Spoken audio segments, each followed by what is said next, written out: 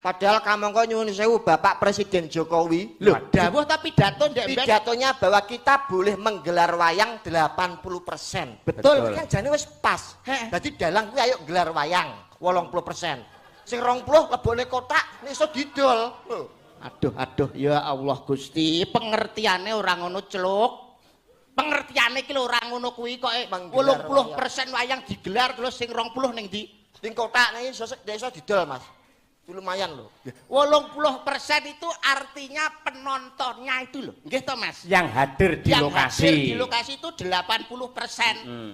Oh, ya nek ngono ya masuk nek ngono. 80%. Ya iya. Wong iki ora gelar wayang kok wayange digelar lho, Mas. Sing dimaksud gelar wayang ora kok gelar digelar kaya kloso karpet. Gelar ki pertunjukan wayang itu loh, pentas wayang itu loh namanya pergelaran. Goblok ora umum. Lah aku pinter ada dadi ngeblong kok kowe. Lho, ora lho ngeblong iki sok-sok cerdas lho. Ngeblong kaya sampean mau bayarane nomor 6 sing 1 nganti 5 Pancasila. Kuwi kecerdasan. Cerdas kowe. Ngono ku nyonto kok lho.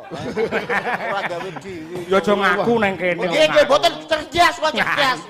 Oh siji meneh ki awake dhewe nuwun sewu lho anu Pak Petruk. Nggih. Sebagai warga negara yang baik, awake dhewe sebagai insan seni, insan yang berbudaya, itu jangan sampai terprovokasi dengan orang-orang yang tidak bertanggung jawab yang mau membenturkan antara agama dan budaya. Betul. Oh no, harus dengan bijak, harus dengan kepala dingin dalam memutuskan sesuatu. Masalahnya antarane budaya karo agama itu kudu mlaku bareng, Mas. Aja nganti dibentur nih. Lho, kuwi nek budaya tanpa agama, kuwi ibaratnya kaya wong numpak sepeda sing tanpa rem. Kebablasan. Oh, dadi nabrak-nabrak, numpak sepeda ngger tanpa rem lho, bablas, nabrak-nabrak. Ono sepeda sing tanpa rem ra nabrak. Apa? Sepeda torpedo, sepeda doltrap iku ora nggae rem pedale mek diwalik mengguri niku wis mandek dhewe sepedane. Omonganmu ini tidak mengandung pendidikan moral Pancasila gitu. Waduh. Malah tekan PMP barang. Kowe iki kadang-kadang perlu butuh penerjemah, Mas, kadang-kadang. Jadi budaya tanpa agama ki ibaratnya wong mlaku ing wayah wengi sing tanpa obor, tanpa colok utawa tanpa lampu. Kuwi lho, rungokno kupingmu. Lah nek padang bulan iki ra perlu gawe obor. Kowe ngerti ora padang bulan padange kaya rena. Wis padang bulan tok wis penting ora usah colok lintang sambung obor, wis padang Mas kuwi. Mesti tekan nggon. Ora dadak rambatan pundak bareng. Ora usah. Padang bulan iki padange kaya rena. Nuwun sewu Mas Cahyo niki nek gak iso jelasne harga diriku iso jatuh iki aku kingko. Ngene lho Mas, tegese iki wong nek budaya sing tanpa agama, ya toh. Kuwi ibarate wong mlaku sing ora ngerti tujuan, ora ngerti arah, ora ngerti aku ki arep ning ndi to, ora paham situasi. Gawe GPS. Mesti tekan nggon. Nek gak GPS ya WA. WA ya apa? Warta angkasa. Jadi kaya bae sepi angin ngono kae. Sampean anu ngewangi jelas nih Mas, nyuwun tulung Mas. Niki rada angel lek dijak rembugan. Ngeten lho, para pinter lak sampun paring dawuh. Lah. Hidup dengan agama akan terarah. Betul. Hidup dengan ilmu akan mudah, hidup dengan seni akan indah. Hidup tanpa seni bagaikan bulan tak berbintang. Dadi bener kaya Cak Yuda mau. Bulan tak berbintang. Lemengan. Dadi nek ana bulan kudu ana bintang. Lah ki ana datang bulan ora ana datang bintang. Tuh. Sampeyan iki kae contoh jane iso ora? Iki sing dimaksud dudu perkara wong garap sari ya, Nyuk. Ning keindahan yang ada di langit ketika bulan itu tampil akan lebih indah kalau direnggo dengan indahnya lintang-lintang di langit. Lah, ngono kuwi. Paham ora kowe? Mun tak mantuki lho paham apa ora? Cah kene kok padakne. Apa Mas? Lho kok iso. Wis sing gampang wae, sampean mak wis dahar ning mburi to. Wah, jan. Nah, bukesi nek. Nah, ngene sing jenenge wong mangan kuwi yen tanpa budaya bagaikan masakan tanpa garam. Lah kan ana masako. Niku sami mawon, sami asine pas Bagong. Ngeten mawon lho. Niki ampene anu tukang son lungguhe teng pundi? Mriko. Nuwun sewu enten kabel lecet napa mboten? Bagi apa? Ku nyetrum lambemu lho. Omongan kok mesti ngono kuwi lho, iki kok iso Kayak contoh iku sing kena dicerna mudah. Semono uga budaya nek tanpa agama tanpa budaya diwalik kuwi ya kaku. Nggih to Mas? Leres. Enggak iso luwes. Enggak iso lemes, kaku. Mula Indonesia niku anggere lomba adzan Nggih. gitu, mesti nomor 1. Nah, Mergo nggunakake kabudayaan, nggunakake seni kuwi mau. dicengkok. Ora kok lobar. Ora enek ngono kuwi, kaku. Kudu enek senine. Kudu anu nggih nek napa-napa kudu gawe seni. Seni. Seni. Kudu ben luwes, ben lemes, ora kaku. Ya sesuk aku nek nyeneni anakku ya tak sewenane gawe seni. Piye lah nyeneni gawe seni lho? Aku wis kandha cimarake cilaka kata nggih. Wah apik mesti. Langsung disawer bojoku mesti. Angel omong-omongan kalih niki masalahe anu napa niku SDM Mas. Levelnya wis beda. Sumber daya manusia, skillnya nggak nutut antara skill kiwa kali skill tengen niku. Lah iki malah koclok kuwi.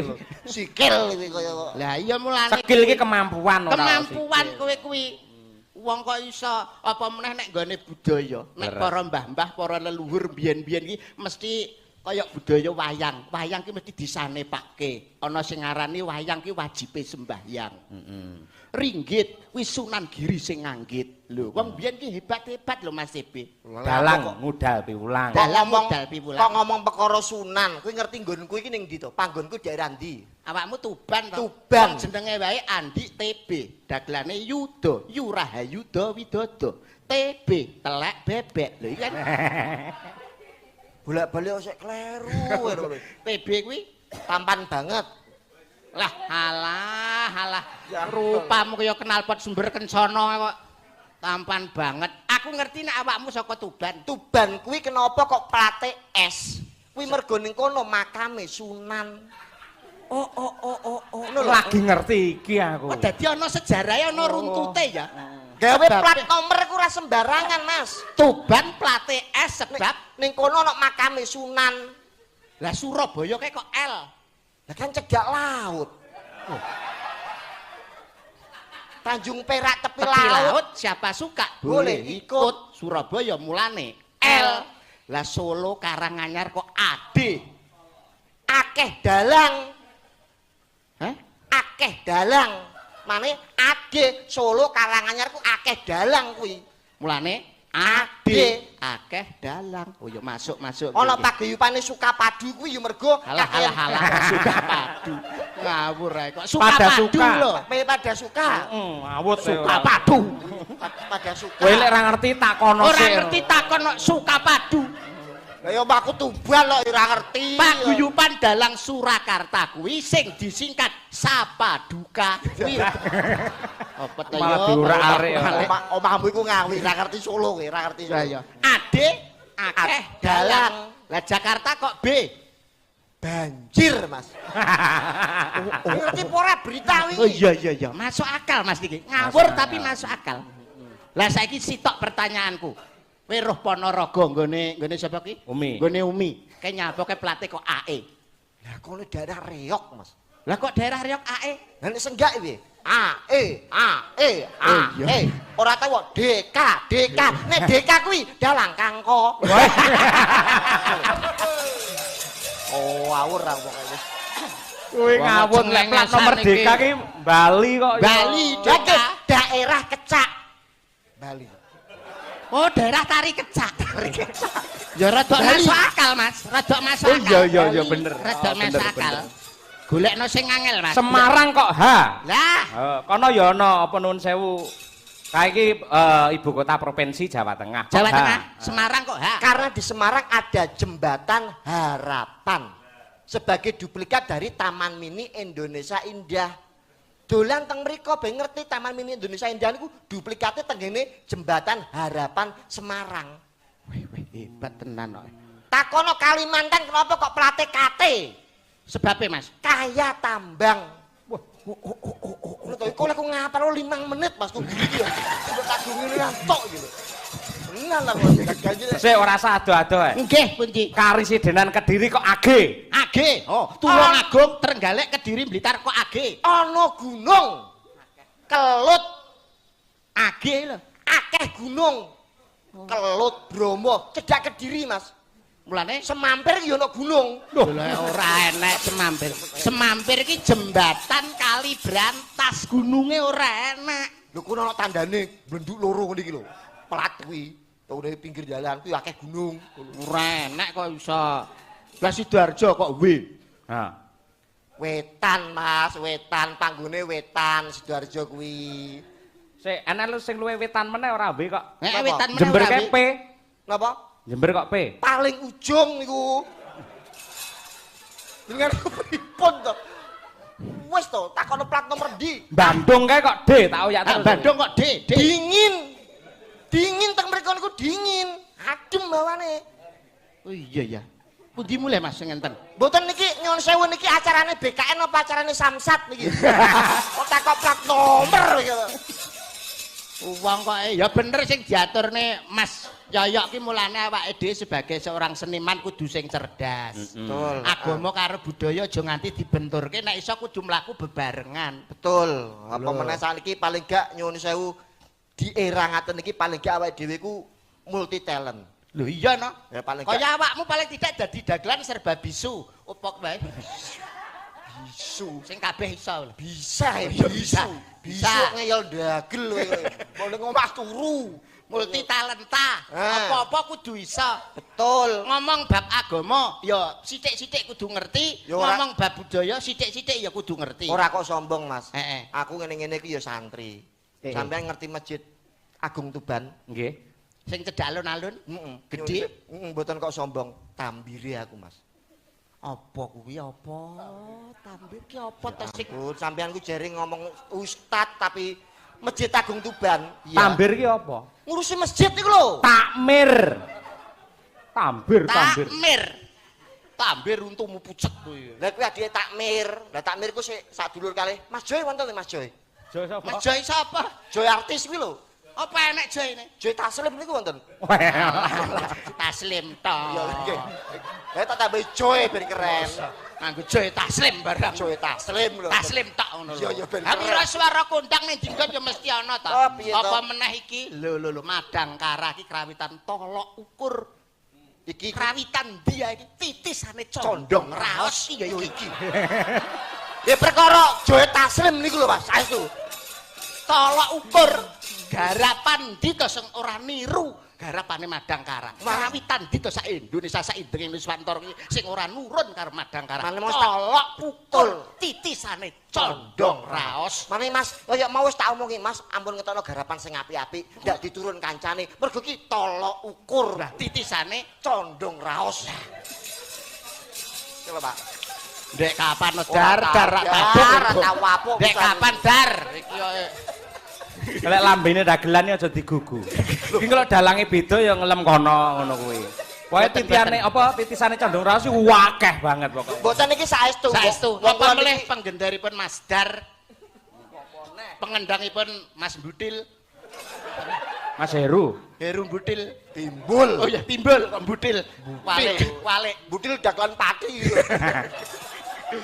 Til. timbul kok Butil dari timbul Nah, niku pun klop klop wae ngomong mau jare tak mirip Masjid Agung Tuban nyapa nyuwun sewu niki niku awake dhewe ku paling gak sithik-sithik ku iso basa sing ben awake dhewe gak kleru. oh iya no Nah, kuwi sampeyan iso basa Arab. basa Arab sithik-sithik ya paham muridé Mbah Sukron no. Iya ta kowe kuwi. Oh, Mbak Sukron iki mau balik kan? Lho piye ta kowe iki? Ustad dalang kondang saka Blitar keng ramane Mas Cahyo kun tadi.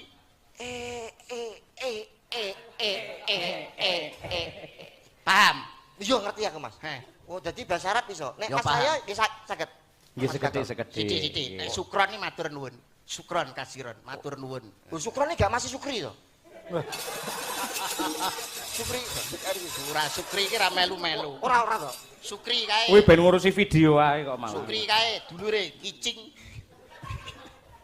Kicing Sukri. Kacang Sukron. Kicing Sukri. Wah, Tak suwampluk kowe ora. Karepmu piye tekan nggon apa? Yo saya nek rambut bahasa Arabe apa, Mas? Rambut itu bahasa Arabnya mohon maaf roksun. Oh, yo pinter ya. Lho, Nek mripat ainun sirah roksun rambut sahrun mripat ainun. nek selamat pagi. Gak roh aku nek kuwi gak apal. Gong tekan Ngene Mas aku arep jawab. pas diulang kuwi aku keturun. Yo takon kancane ngono sampe Paham saiki. kowe? Yo, Sasa arepe kepala, Roksun. mata. Ainun. Kalau selamat pagi. Bakto subuh. Kudu iso. Selamat pagi. Bakto subuh. Nek selamat siang. Bakto duhur. Selamat malam aku roh. Apa? Bakdo isa. Apa enek wis selamat tok bakdo-bakdonan lho. Ah ngomong nuwun sewu nek bab agama nuwun sewu kok mboten kula sak keminter mboten Mas. Nggih. Wong niku urip ning alam donya apa meneh awake dhewe urip ning Indonesia itu harus berkepribadian dalam budaya sebab budaya ki jati diri bangsa. Mulane kula ngopo? Kenapa awake dhewe kok kudu sithik-sithik iso basa Arab? Niki contone kejadian tenggen kula. Perkara ora ngerti basa Arab iku wah bubrah Mas. Kok iso bubrah? Tanggoku jenenge Ustaz Tono. Kowe kan kon ngimami Jumatan. Heeh. Lah, kowe kan ustaz desa, Mas. Iya. Akhire ben saking semangate ngapal surat Yasin sampai komplit apik. Dudono suarane ben apik. Ben lah, ben Langsung Allahu Akbar. Bismillahirrahmanirrahim. Yasin wal Qur'anil Hakim. Makmume terus subhanallah. Karepe kliru iki Keliru. Heeh. Kok lho, mosok bacaanku keliru. Langsung ganti. Bismillahirrahmanirrahim. Wadduka walaili ida saja subhanallah. Kliru nah. Kok keliru? Akhirnya golek surat sing paling gampang. Niku kul huwallah. Bismillahirrahmanirrahim. Kul huwallah wahad Allahu samad. Subhanallah. Lho, cek kleru nah. Bingung kan iki. Iki padahal surat paling gampang. Akhirnya makmume kan yo ditablek. Al-Fatihah durung. Jadi subhanallah niku keliru Al-Fatihah. Lah saniki nek ngilingno Al-Fatihah apa lho, Jal? Subhanallah kan keliru, mamane arep sujud. Lah kok langsung arep rukuk ya kok sujud. Subhanallah. Isa. Heeh. Lah iki ngiling Al-Fatihah urung diwaca niku napa? Bareng subhanallah. Dirumangsane keliru surat pendek, ganti kabeh. Lah kok terus terakhir Al-Fatihah durung. Arek kilikne ora iso. Ah, lah. Lah ya pentinge wong sinau agama kan ya nggon kono kuwi. Mulane nyuwun sewu sampean agamane apa? Lho Islam to. Mas Yoyo ya Islam. Sampean, Kok Mas? duwe musala. Sing disembah Gusti Allah. Gusti Allah to, Mas. percaya Gusti Allah ana. Ya percaya wong aku wong beriman kok. Nek ngono Gusti Allah manggone ning ndi? Ya ampun Gusti, pertanyaanmu kok enteng. Apa ora ngerti to nek aku ki dagelan Pondok Republik Indonesia. Sapa sing ora ngerti kondangku? Kondang. Lah iya kok iso pertanyaanmu apa? Pertanyaanmu aja enteng-enteng nek musuh aku. Gusti Allah iki manggone ning ndi? Ya ampun entenge Mas, enteng kuwi. Kalbu mukmin Baitullah ning jero ati kang suci ning kono papan dununge Gusti Allah. Rungokno kupingmu le. Ket mau kon ngrungokno, maksud aku budek lho piye to. Ning ndi pangune? Ning ati kang suci, ati kang resik ning kono papan dununge Gusti Allah.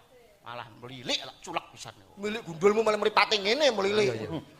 Dadi Gusti Allah manggone ning ati kang suci. Saiki dodomu tak beleh, jiret ning kono ana atimu. Ana apa ora Gusti Allah ning kono? Durung karuan, Mas. Logika iki, Mas. Iya, iki kelas tinggi. Kene bar diruqyah. Wah, Ilmu yo dhuwur. Gusti Allah manggone ning langit sapitu ning Sidratil Muntaha. Kemeruh kowe. Kok ngomong langit sapitu? Kowe sap siji rong tau rono kok ngomong sapitu. Dek kapan oleh murono? lek ndongake wong sedo muga-muga mapan ana swargane Gusti Allah. Gusti Allah manggon ana swarga. Lah suwar neraka niku ciptakane sinten? Gusti Allah. Lah nyapa kok ora dinggoni? Lho. Iki gawe kok ora dinggoni niku luput keliru. Lho, wis cetha to, sing tumindake becik manut karo piwulang suci manggone swarga, ewadene sing badal dawuh nggone ning neraka. Kuwi wis pakem. Jadi sing apik mlebu ning Swarga, sing elek mlebu ning neraka. sampean mlebu ndi? Penginku ya ning swarga. Kowe Swarga. ora ana sing pengen nang neraka. Ora enak. Wong iki kabeh pengen ning swarga. Ya wis nek ora ana sing nggone tak nggonane Mas ra apa-apa. Kowe yoga-yoga swarga kabeh ra apa-apa. Ning eling ya. Nek sampe nyumet rokok dan nyilih geni saka neraka tak tapuk cangkeme. Suki apa lho kok iso. Lah saiki bener bos ogak sing diaturi Mas Yoyo. Salah. Lho kok kleru? Ngono kok jere agamane Islam. Gusti Allah manggone ning ndi kok ora ngerti. Lah saiki balik kowe tak takoni. Gusti Allah manggone ning ndi? Iki ora pelecehan agama, ora penistaan. Ning iki aku lagi ngerti dikandani maratuwaku. Lah Allah, wong mara tuwa kok dienggo patokan iki lho. Ilmu anyar, Mas. Wong maratuwamu agamane tani lho. Gomo tani. Nek kalau agama tak waca agama tani. Ini apa? Wingi sore jebak waca. Agama tani jenis kelaminnya digambar. Ora Gusti Allah manggone ning ndi? Ternyata Gusti Allah iku manggone ning dhuwur lemari. Lho, kowe aja sepele lho, omonganmu aja Iki drawasi. di streaming lho iki. Di streaming lho iki. Tenan Mas, iku sing ngomong maratuwaku. Kok iso Gusti Allah ning dhuwur lemari? Wingi maratuwaku arep kondangan, arep kenduran bancaan, ngangge pakaian busana muslim. Goleki kopiah ra eneng. Golek ning ruang tamu, ora enek. Ning dapur Gak enek. Ora eneng. Ning gone Kamar tawon, mandi? ora enek. Bingung to? Heeh. Ngingetin dhuwur lemari. Ya Allah, tibane manggone ning kene kuwi lho. Gusti Allah manggone ning dhuwur lemari. Sik to iki jane sing kocluk sapa to iki jan? Ora Gusti Allah manggone ning ndi, Mas? Ning dhuwur lemari. Kuwi jarene sapa? Maratuwaku. Lah kok iso? Wingi maratuwaku arep budal slametan, bancaan kuwi. Golek kopiah ra eneng. Iya. Golek ning ruang tamu Gak enek. ora eneng. Ning gone pawon ora Gak enek. eneng.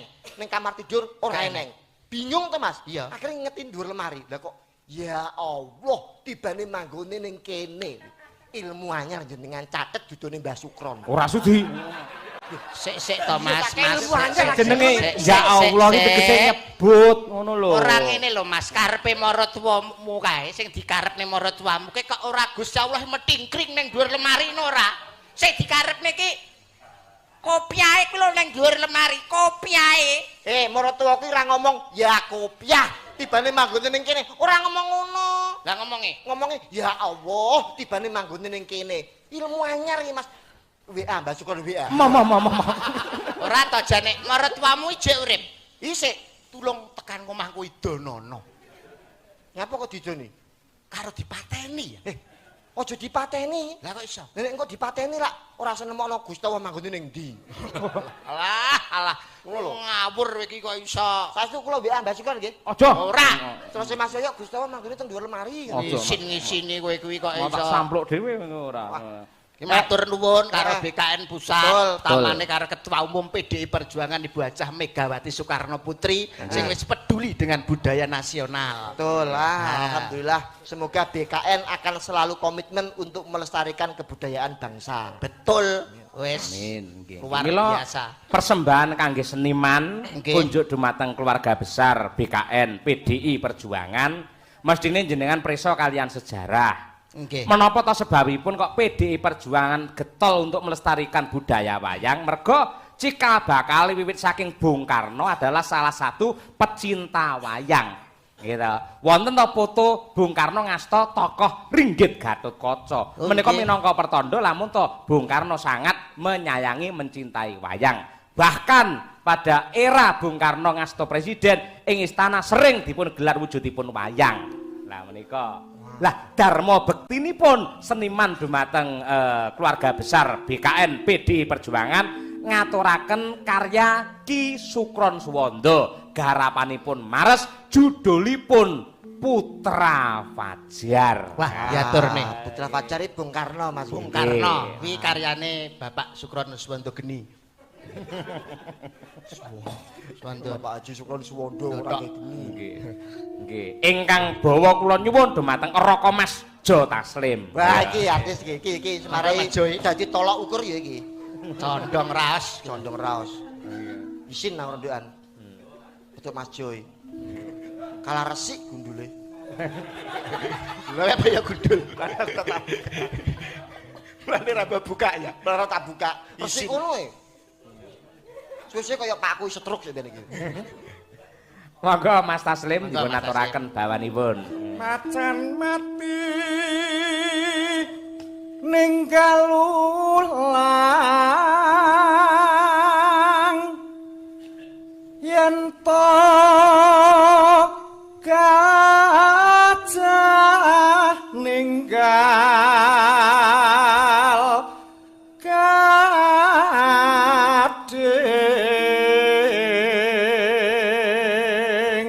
gading tanpa beda janma tama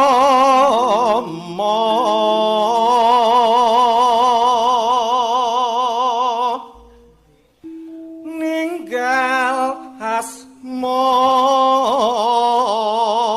gondo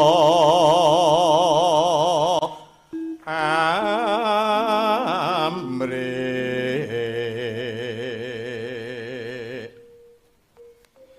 jagat royonak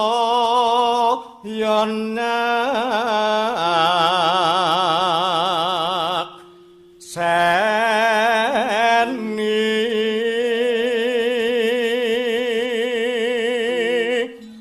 risang proklamator agung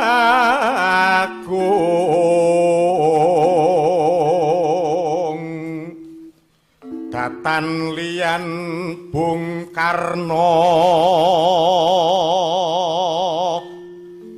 bela bangsa tekeng pati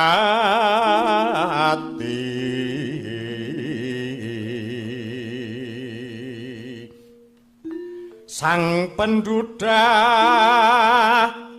Pancasila dasar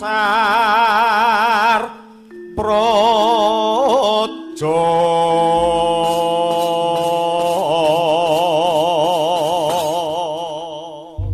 monggo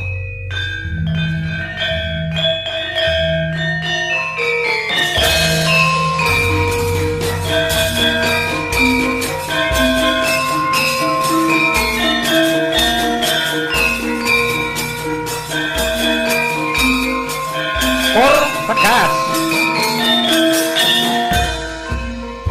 Bung Karno putra Majarmia saka bumi Blitar sayane padangi bumi Pertiwi bela bangsa Indonesia merdeka sekali akan kelena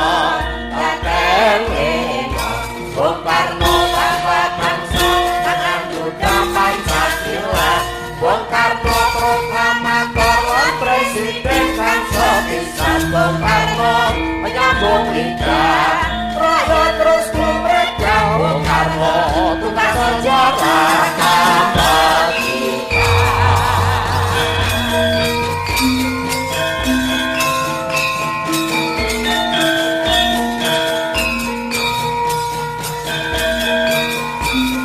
instrumen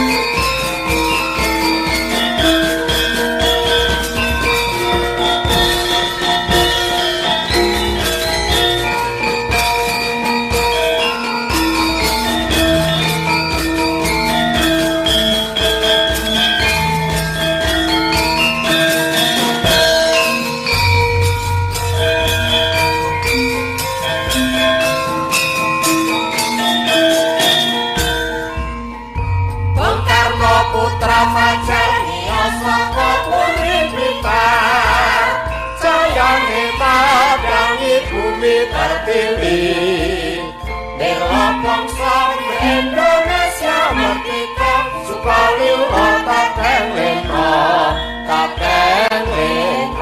Bung Karno tanpa bangsa jangan duda Pancasila Bung Karno proklamator presiden bangsa pisan Bung Karno menyambung lidah rakyat terus kumreka Bung Karno tugas sejarah kapal kita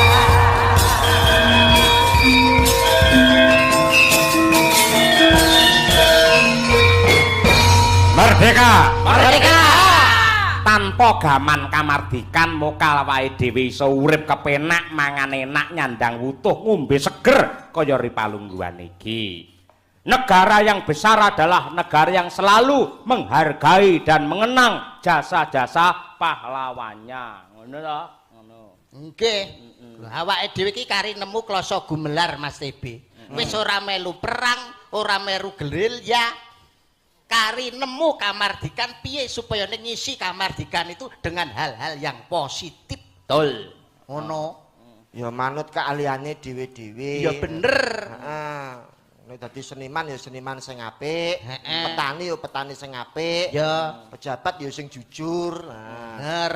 Mula jaman bocah sik sekolah ngono ning SD apa piye menika nadyanto ora kudu dadi polisi tentara. Ning mesti diajari piye to carane baris berbaris. Niku kangge numbuhke rasa patriotisme. Niku. Betul. PBB iki. Apa kuwi? Pelatihan baris berbaris. Oh iya. Gitu.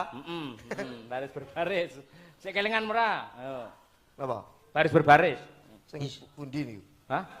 Kok sing pundi pundi? piye to? Jenenge awake dhewe dadi cah sekolah, ben dina Senin kon upacara disiapne karo komandan klepon. Peleton. Upacara di sekolah kok sing nyiapno komandan peleton. Inspektur upacara kuwi lho. Nah. Oh, ya sik apal jenenge baris berbaris kuwi kuwi sebagai sikap ben awake dhewe iki menjadi lebih disiplin. Betul. Iso ora kowe? Yo iso Mas. Ho! Lho. Nggih. Priben? Aja bingung. Piye? Lho Mas coyoke menak. Siap, grep. Langsung. Wong kok iso. Lho, apa? Aduh. Alah, aduh ngene kok iso jare ngerti baris berbaris kowe. Kata-katamu ora usah dirungokne. Kata-katamu piye? Nyiapne yo syogrok. Enak. Lah ya aku mau piye? Kowe lho. Ora ngono tapi syogrok. Penak. Kok iso sogrok. Siap gerak kok iso sogrok. Oh ya sogrok siap gerak. Wong kok iso. Mulane sinau sing pinter, sekolah sing pinter, ilmu pengetahuan umum itu penting. Sebagai dasar awake dhewe seniman kuwi aja mung kowe iso ndagel tapi kowe pengetahuan umum kudu menguasai. Lah kok nyak aku. Kowe kok nyak pengetahuan umum nyak aku, Lah kok iso Kaya pinter-pinter kowe. Nyuwun sewu ki lulusanmu apa? Lah aku ya nuwun sewu aku ya ora sombong ya SMA to Mas. Nek Mas Yoyak napa? LLS 2. Oh, S2 lho. SMA. Lah kowe apa? Lho. Sanyi sore iki. Apa? Yo SD lah wis lelekan. SD. Lu SD ya sombong lho kowe. Saiki iki. tak takoni kowe. Apa? Ngerti ilmu perkewanan. Lho ya paling tidak sedikit banyak mengetahui ta aku ilmu kuwi biologi. Kowe ngerti kewan? Paham? Kewan sing buntute 5 apa? Aduh, iki ngayawara Mas niki. Ngayawara kowe. Apa? Neng donya iki gak enek kewan buntute 5. Gusti Allah nyiptakno kewan iki buntut mung siji, paling pol loro kuwi ae ngepang cabang. Kuwi wong bodho ora tau sinau kaya ngono kuwi. kok iso? Fauna, flora dan faunamu kurang mbok kuasai. Ora enek kewan buntute 5. Ana Kewan apa sing buntute 5? wedhus. Lah kok iso wedhus? Wedhus iki nomere pira? 35. Kepalane, 3, buntute 5. Sik. kowe to sinau. Biologi. Sik. Seribu mimpi ya didol iki. Tak takoni saiki. Kewan apa sing buntute 3? Kewan iki. Ora enek yo Mboten nan. enten. Enek. Napa? Kethek. Lho kok sakit? Kethek nomere tugel pira? 23. Nah, kepalane Loro, buntute 3. 3 kethek. Wah, padha. Padha pengepul karo aku tibane. Ah, 23 mau apa 23? ah, 35 apa? wedhus. 32. Loro ula. 47, Papat itu ya banji, Mas. 02. Bekecot, 21. BGG. Waduh. Bagong. Kapal kowe iki. Lah iki kancaku lho. Kancaku ya, Mas. Kuwi pekat penyakit masyarakat. Nah, salah mungguing pemerintah, dosa mungguing agama. Betul. Harus dijauhi. Ngerti. Masa? Pas apa aku ngomong ngene iki terus aku terus apa aku sumpah Mas pas aku ngomong ngene ning aku jenenge Tombok Togel ora tau. Alah paling arep banyol, aku titip. Nah.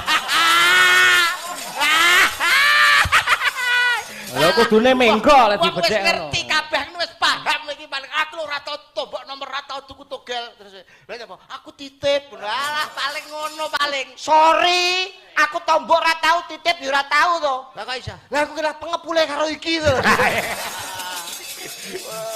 tengengesan iki kok iso Salah nyampluk. Menika wonten nah dalu menika dipun pantau dening Bapak Haji Kondang Sutresno, Nggih, Ketua Umum Pepadi Pusat, Pusat. ingkang nembe tilik kandang wonten Ngawi niki. Oke. Terus ini gawe sinetron teng YouTube Kondang Pak Kandang. Nggih. Kandang Pak Kondang.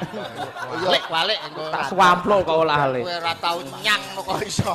YouTube sawo jajar. Lagi Kondang Pak Kandang Pak Kondang. Lagi. Kondang Pak Kandang. Ugi wonten nawala salam budaya Pak Dalang kalih Bu Kesi. Saya Bapak Oka Wibowo dari Amsterdam, Belanda. Loh. Tebih saking Amsterdam. Menika wonten request pamundutan gending rengu. Gending menika saya persembahkan kagem teman-teman komunitas Bani Jawi di Amsterdam. Ing amanten ing Rotterdam, Den Haag, sugeng mirsani, sugeng midhangetaken. Apresiasi saweran. 600.000. Lestari budayaku matur nuwun. Rengo niku karyanipun Ki Wangsa Subagyo saka Tulungagung. Mbah Wangsa Subagyo. Rengo. Leres nggih. Sing nembang sinden kok Tulungagung. Sinten Niku menika? Mbak Nimas Ayu Winong. Nawangsih. Nggih. Anu jumeneng napa? Ya no berdiri no. Aturan Oh, ya, jumeneng nggih nggih. Pik. Pakaiane apik kabeh. Ora ket wis nek ning cekel Madangkara iku rumah saku Lah apa-apa piye meneh wong arep wis tak omongne nek Madangkara ki tolok ukur lho kok iso pemeneh lurahe sinden iki Bu Kesi. Ambekan nyuwun sewu kebayak niki rego 500.000, tapi kalau sudah di tangan Bu Kesi disiap menjadi rego 500 lawe. Kalau kacake kok sithik men ya 1.700.000 saka 2,5 juta. Lawe. Gawe kacake kok sithik. Sik golek pasaran ya sithik-sithik sik. Nuwun pangapunten mboten ngirangi Subasita lan Trapsila pareng badhe nderek pitepangan mbok bilih piyayi mriki mboten pirsa sinten to asmanipun panjenengan badhe pitepangan. Asmanipun sinten, Dek? Nggih, sugeng dalu Cak Yuda. Nggih. Dipun tepangaken sedaya mawon kula Winong. Winong. Winong degane kambil ijo, Bejane sing duwe bojo. degane kambil gading, Bejane sing iso nyanding. bebasan pring kuning mangkluk neng pinggir kali sapa wong ora pengen ngethok. Lencir kuning meraati sapa wonge sing ra pengen nyipok. Asik. Infone Mas, Yo iki cewek sacet yo Winong iki Mas. Aku jek cilik lho. Winong iki umpama ibarat sepeda motor. Iki ndak ibaratake kaya Yamaha. Apa kuwi Mas? Yang mau harap antri Yamaha. Mergo ayu. Ayu. Umi Kasun. Umi kuwi nek cara sepeda motor tak ibaratake kaya Supra. Apa Mas? Suka perawannya saja. Oh iya nek duwe bojo ya diseneni wong. Diloncati Bu Kesi aja. Jogas yo. Iki Bir kita ki nek cara sepeda motor. Bir kita. Honda. Apa Mas? Hobinya nongkrongin duda. Ayo piye kelakuane Kelakuane sing kaya Joko Kelakuanmu nduk senengane duda-duda. Mas Jo kurang apa to? Mas Jo kurang apa? Nek iki Mas Tibi apa iki? Niki sinten asmanipun? Mbak Lia. Mbak Lia niki Lia cara sepeda motor apa Mas Tibi coba? sing terbaru. Apa kuwi? Nmax. Kok iso Nmax? Anggere nak terus mekeh-mekeh. Lah, nek Lia wis dene ingkang pungkasan niki. Nyapa kok melu-melu? Mas ya ora iso. Padha pengepule salama lah ora. Padha pengepule. Nggih. Niki diaturi menapa, Mas? Nggih kalau wau rengu. Rengu niki ndamel bawon apa langsung? Nggih dipun bawani. Mangke jenengan sing mengapresiasi. Kowe sing mengapresiasi karo aku. Ngono. Coba nduk aku pengen. Suaramu sithik, Mbak. Rukun Dudu. Islam. Tak idoni mlonyoh. Kowe aja kemeruh to. Tak idoni mlonyoh. Aku selak pengen bowo gitu. Bawane apa, Nang? Bawane Sinom Grandel, Pak. Wah, Cocok. iya. Nggih. Pas. Si keparat kurang tolong. lah. Kowe Boleh meneng sik sik. sinden arep bocah tantang-tantangan. Kula mangke bawa lho nggih. Iya ning ana nggone, ana nggone. Tak engko selanono iki lho. Iya iya. Pokoke penting aku kok bawa. Sela-selane selo engko seselono, Mas. Selasa. Iya.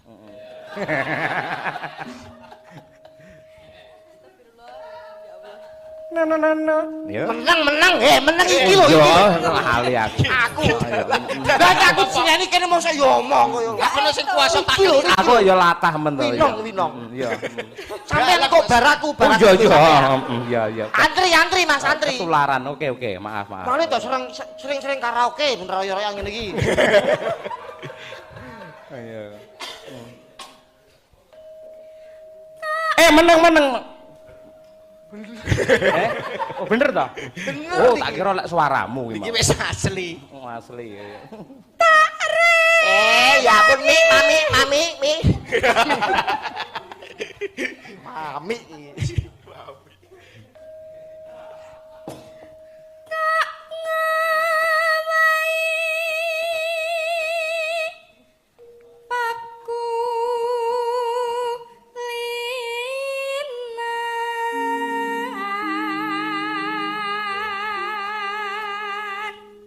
Oh, jebel kaya ngono. Oh, kamu ketahuan. Ora kaya. Waduh. Wingi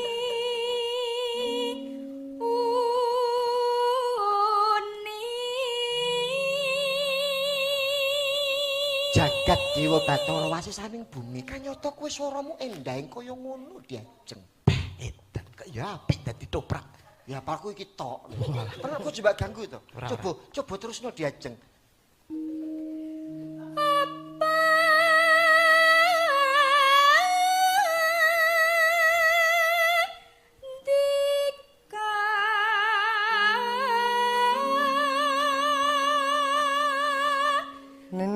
Sampun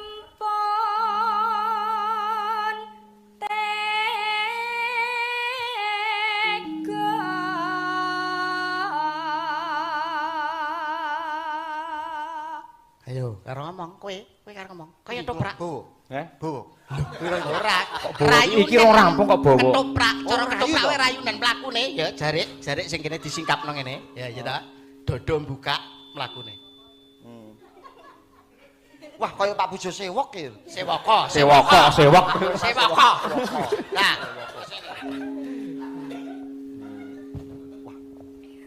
agawe jiteng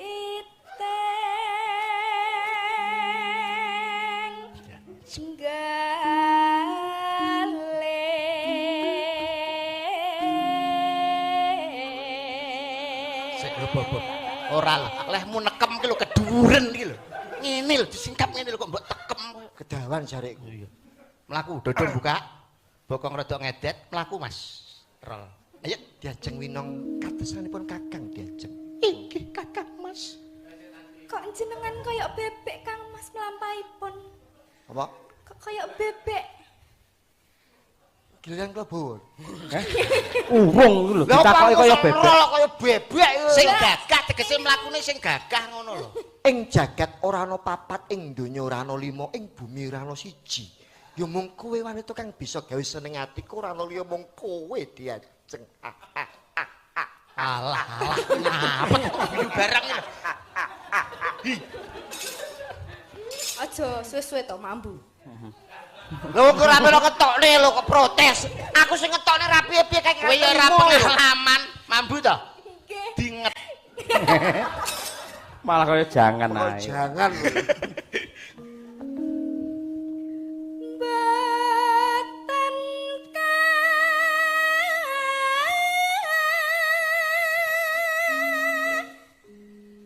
kados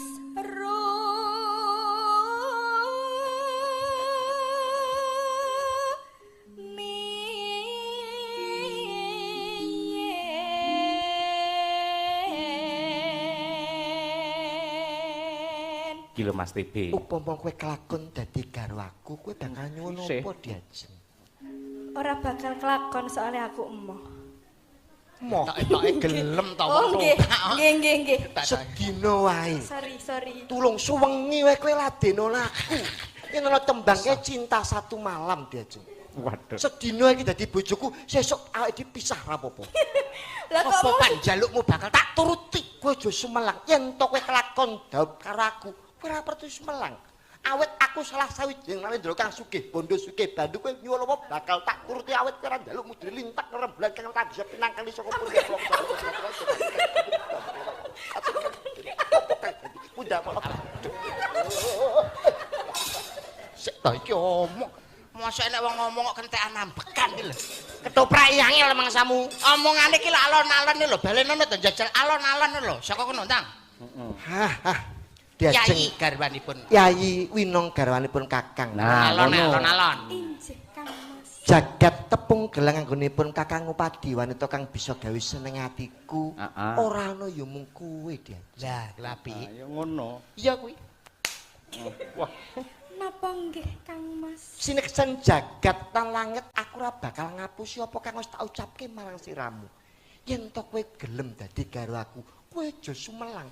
Kowe njaluk apa bakal tak turuti awit Kakang Srajo jeneng nalindro kang sugih, bondo sugih. Ganti bang picih aja bakal tak ubek-ubek karo kowe. Aja kok kowe jangan. Upama besok aku ketemu. Aja kak kaya mengkono Mas. Gusti, ngapura wong kok iso enek ta wong ngomong kok kentekan abab ya enek ta. Wah, Bisa ora kowe? Ngene lho tak contoni. Ngeteno. kowe sapa ora? Blok ora umum. Yayi garwanipun Kakang wong manis ki tarik napas. Ora mungkin kentekan. Apa panjalukmu bakal tak turuti waton uranjunmu dune lintang lan rembulan. Oh, ana spasine. Spasi kanggo tarik napas. Mandura. Mundura kok mandura. Taslim. Lho, taslim. Ngawur rek. Taslim. Aku karo taslim mireng aku. Taslim. Ayo B, tarik napas. Taslim. Ora winang. Yayi garwanipun Kakang, ki tarik napas. Ing ana Apa panjelukmu bakal tak turuti waton uranjunmu dune lintang lan rembulan? napas. Tarik napas.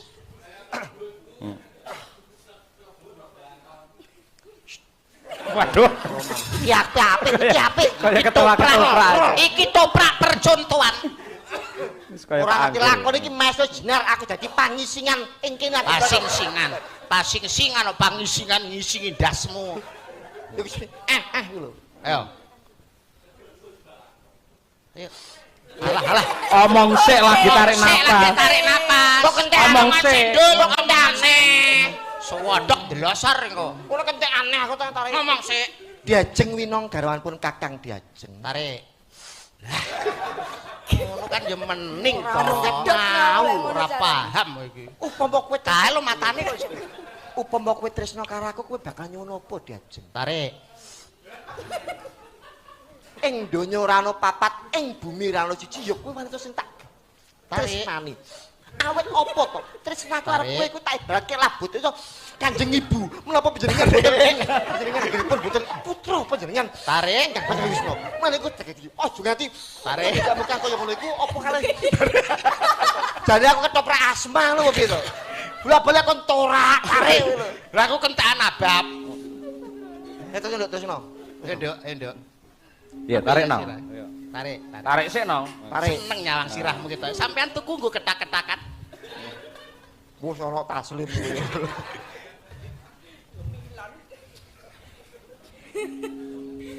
Atiku. Tarik. Murah ngono wis iso. Iya lek kudu kentekan. Ginawe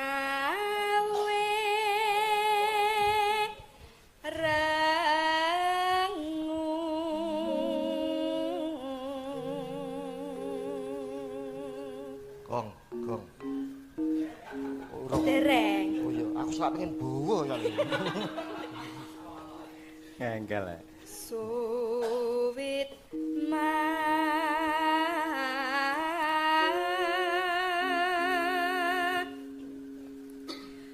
no si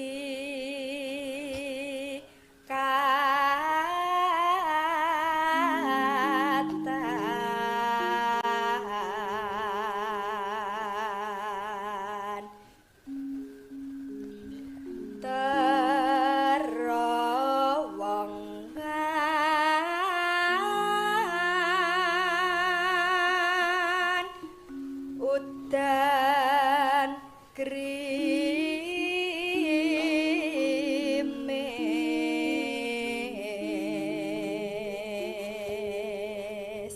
Temah kunjang. Lah, ora kuwi.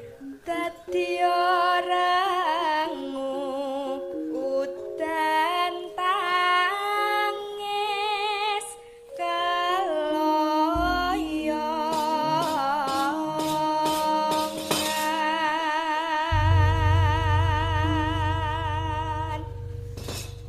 Sing nembang Mbak Winong, sing mbeksa Cak Yuda karo Cak TB. Oke, siap. Mangga. Sejak ikatan rengu enten baktiku dene sampun dangu rika kok mate sakniki jebinteng apa pancen sampun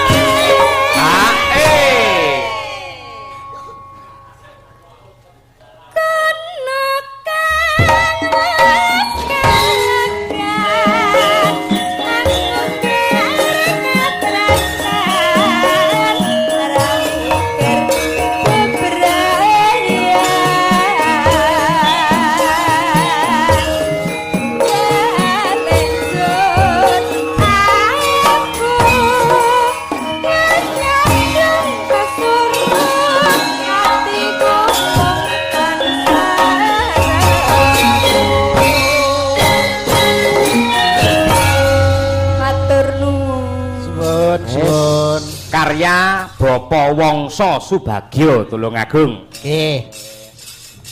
Lunas wis dipinangkani. Nggih. Kepenak temenanan nggih. Kados mekaten menika lho Cak Yuda ngetase kabudayan menika mila mboten aneh mboten moka kathah ingkang kepareng tresnani merga ya yen dirungokne niku ngresepake yen dipresani niku ya iso laras temenanan ngoten niku. Wah, saestuna pemenang gamelan niki juga sudah diakui oleh UNESCO. Nah, betul. Nah, Nggih. Awake dhewe kudu bangga, betul. kudu seneng. Kudu bisa merawat, njaga, nglestarekne lan ngembangke seni lan budaya. Aja nganti dadi dalang sejati. Apa dalang sejati? Dalang sing gamelan karo wayange wis kadul. Kuwi aja nganti. Ora enek kok dalang sejati. Engko ngono iku Mas dalang sejati ku nek wis dalang apa wayang karo gamelan wis kadul ku disebut dalang sejati. Kalau wis totoan kabeh ditotone kabeh. Oh, dadi sak duwene apa kuwi wis duwene apa ditokne kabeh. Kaya opiok. Kok gawe obyok iki lho ngawur iki ngene. Dicari Kanggo mbelani seni lan budaya. betul lah. Ngono kok iso. Menika saking para kadang-kadang lan ugi para sutresna budaya mliginipun menika saking Bapak Harnata Tenggarong. Wah, Nah, Saka Tenggarong. nggih, kepareng nyuwun gendhengipun genduk Umi. Nah, menika kangen kalian podang kuningipun. Nah, nggih. Sawiranipun enjang insyaallah wae disemayani sik. Mboten apa-apa, mboten apa-apa. Nggih. Amargi teng mriki sampun lingsir. Wah nggih, mboten napa-napa, mboten kedah paring bebungah ingkang awujud arta. Panjenengan kapareng mirsani lan tresnani dumateng kabudayan wayang menika sampun matur nuwun nggih ta, Cak? Nggih. Nggih, ngoten niku. Gelem nonton Claudius matur nuwun, syukur-syukur nanggap. Ah, kuwi. Malah luweh matur nuwun. Soalnya nek ana acara apa-apa gak nanggap wayang, kuwi rugi. Lho, sing rugi sapa? Ya awake dhewe to karo Pak. Iya. Coba ya apa? Ya berdiri tukung-tukung ya ya kayak apa? Iki pokoke karo ndudai mutiara kependem. Nggih. Tembang-tembang lawas, tembang-tembang dolanan sing wingi wis direkam dening channel Jawa tinimbang ora metu ora diaturake maneman. Ya. Ya. Yum.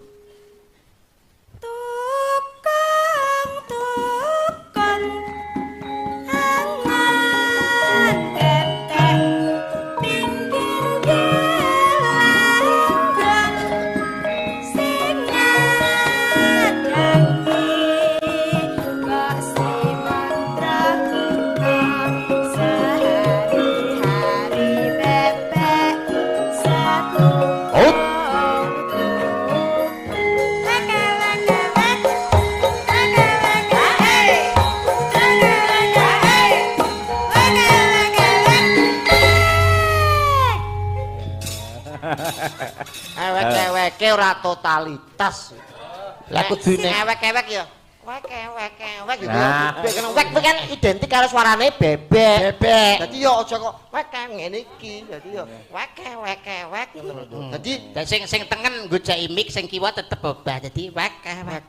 Jajal dibaleni ben luwih wiragane kecekel. Dadi ora mung wiramane tok tapi wiragane ya. betul, wiraga, wirama lan wirasa. Iya bener. Balen no, manut jenenge seniman saiki kudu totalitas kok ya. Nggih no.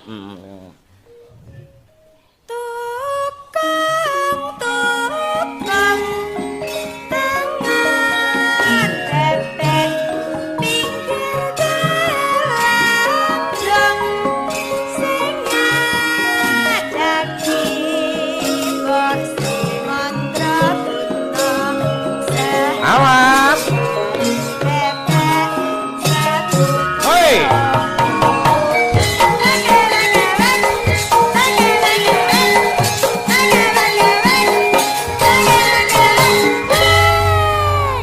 Ono lho. Ya lumayan lah cara dadi anakan bebek ya wis patut lah. Patut lah dadi meri ya apik. Iki malah Umi wis manut karo sampean to Mas TB. Nggih. Ya jar Basuki mawa biya, gandeng sampean wis dinut. Piye Apa, Pak carane Sukri? ngono? Oh iya. Oh ludono HP-ne anyar ya. Mamerno HP. Nggih. Nah, ini kabar gembira untuk kita semuanya. Apakah itu? Napa tanggapan meleh? Oh, sik sabar Berarti wong dhisik kene kabar. lho. Ketoke ditanggap. Urung kowe mlayu rene iki Kabar lho. gembira kalau ngono kuwi wis langsung ndang moro. Kuwi ngono ledang ketoprak kuwi. Jangan gembira, jangan gembira. Sabar, jangan. Saksikan, saksikan. Apa? Dari Mbak Puan Maharani. Kira Ngersakake lagu Gugur Gunung. Dengan tali asih 5 juta rupiah. Yes. Kowe kok melok yes-nya apa?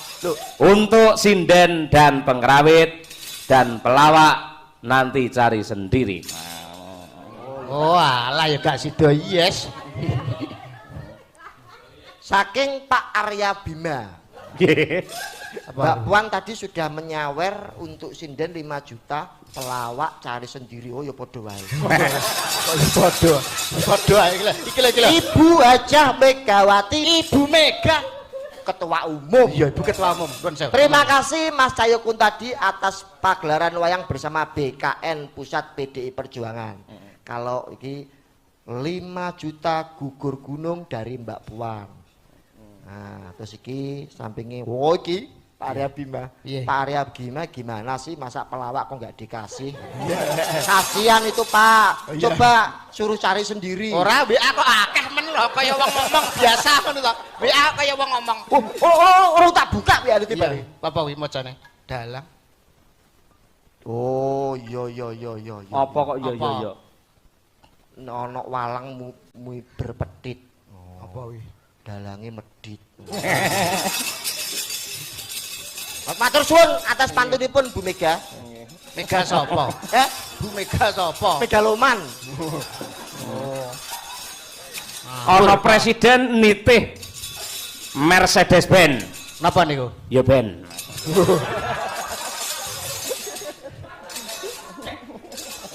Suingkat.